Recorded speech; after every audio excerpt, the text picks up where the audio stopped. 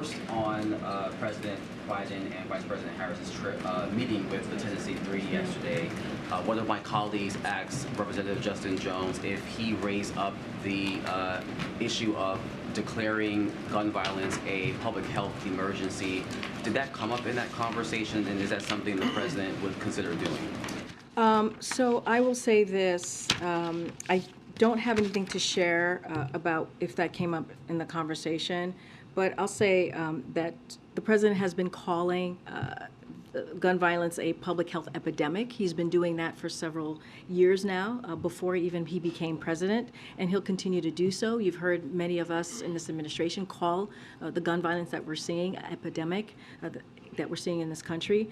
But with respect to a legal declaration of a public health emergency, the president's team has looked into this and have done a little bit of a dive into this issue. And based on their current analysis and what they've been able to come up with, the legal grounds for declaring gun violence a public health emergency is questionable, and it would not actually provide any meaningful funds or authorities.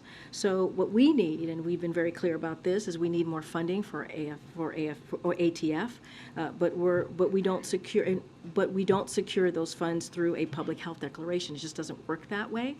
So we secure funds through the budget the president proposed. He needs more authority to ban assault weapons and require safer storage of firearms. And again, a public health emergency does not give them that authority, and new legislation would be the way to go here. Another question on Uganda. Despite pressure from the international community and even global businesses, it seems like President Museveni still intends to sign this bill into law. He sent the bill back to Parliament to make adjustments related to rehabilitation. Activists say it's essentially conversion therapy.